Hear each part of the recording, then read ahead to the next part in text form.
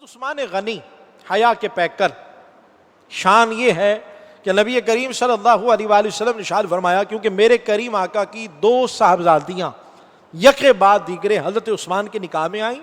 حضرت علی رضی اللہ تعالیٰ عنہ اس کے راوی ہیں، فرماتے ہیں میرے کریم آقا صلی اللہ علیہ وسلم نے ارشاد فرمایا کہ اگر میری 40 بیٹیاں بھی ہوتی، کیا کہا میں نے، اگر میری 40 بیٹیاں بھی ہوتی تو میں یکے بعد دیگرے سب عثمان کے نکاح میں دے دیتا۔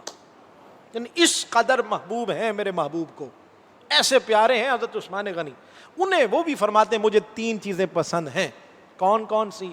فرمایا پہلی چیز بھوکھوں کو کھانا کھلانا، بھوکھوں کو، اور دوسری چیز ننگوں کو کپڑا پہنانا۔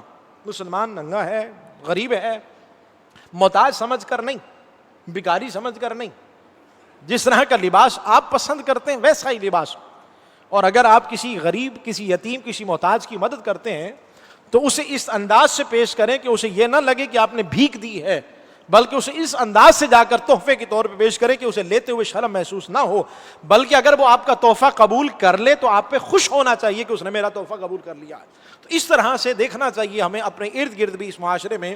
اگر ہم پڑوسیوں کا خیال کرنا شروع کر دیں، ہماری تو برابر والوں سے نہیں بنتی، اور ایک روایت میں یہ ہے کہ 40 گھروں تک پڑوسی ہوتے ہیں، تو 40 گھر تو بہت دور، تیسرے گھر میں اگر ٹینٹ لگا ہو تو ہم نے کبھی نہیں پوچھا کہ شادی ہے یا کوئی دنیا سے چلا گیا ہے، ہمارا تعلق ہی نہیں ہے۔ ہم کہتے ہیں ہمیں کیا لینا یار ان سے، ہمارا ان سے کوئی واسطہ نہیں، نہ ہمارے رشتے دار ہیں۔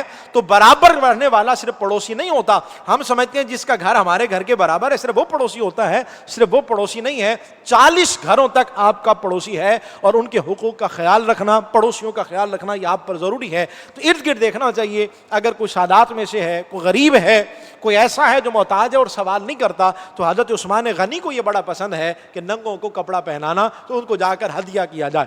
اور تیسری چیز جو حضرت عثمان غنی فرماتے ہیں مجھے جو پسند ہے، فرماتے ہیں تلاوت القرآن، مجھے جو سب سے زیادہ پسند ہے حضرت عثمان غنی فرماتے ہیں وہ یہ ہے کہ میں ہر وقت قرآن کی تلاوت کرتا رہوں۔ آج ہم میں سے کتنے ہیں؟ کیونکہ ہمارے عروج اور زوال کا جو سبب ہے نا وہ قرآن پاک ہے۔ وہ معزز تھے زمانے میں مسلمان ہو کر، اور ہم خار ہوئے تاریک قرآن ہو کر، ہم نے قرآن چھوڑ دیا۔ صحابہ کرام رضوان اللہ تعالیٰ علیہم اجمعین نے قرآن کو تھاما، اللہ نے دنیا کی امامت ان کے قدموں میں رکھ دی، اور ہم نے قرآن کو پس پش ڈال دیا ہے، اس لیے آج ہم ذلیل و رسوا ہو رہے ہیں۔